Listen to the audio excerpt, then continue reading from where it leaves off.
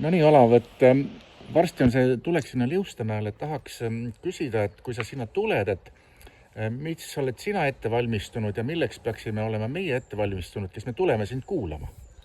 Mina olen juba ette valmistunud mõnikümmend aastat iseennast, et ma nagu homseks ja ülehomseks ei valmistu enam ette, sest ma juba nagu olen ette valmistunud ja mu vanaisa ütles kunagi, et ette valmistavad väga rumalad inimesed ennast, kellel pole midagi öelda. Need on need inimesed, kes loevad paberi pealt maha, näiteks on ette valmistunud kõik, et tuleb leppida sellega, mis on, ühesõnaga, et mul on mingisugused materjalid kaasas.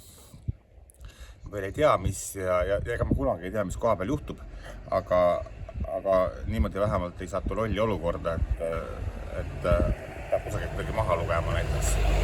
Et ma arvan, et teil ei ole ka vaja mitte midagi ette valmistada. Aga me oleme ju targad ei valmista ette, eks ju? Targad ei valmista ette, targad ei loe maha. Okei. Kuule, aga nüüd veel selline asi, et me oleme kuulnud, et Ameerikas kasse ja koeri süüakse, et kas sa oled kuulnud, et kas on ka Eestimaale jõudnud see trendi, aga kas võib oodata, et me saame nii-öelda Läänemaal ka kassi ja koera toitu pea? See on täiesti see toimetuleku küsimus. Eks ole, et ei pea sööma mingit kassi, aga samas võite keeduspiraali akvaariumisse panna, maitsainet sisse ja kõik nahka panna.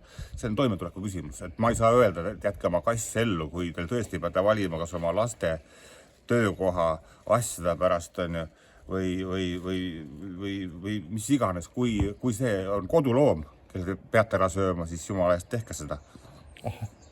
Kuule, aga kena... Kui see jätab teid ellu? No ei tea. Iial ei tea. Aga kuule, aga tänud ja siis kohtume pea Liustamäel. Varsti. Okei. Ciao.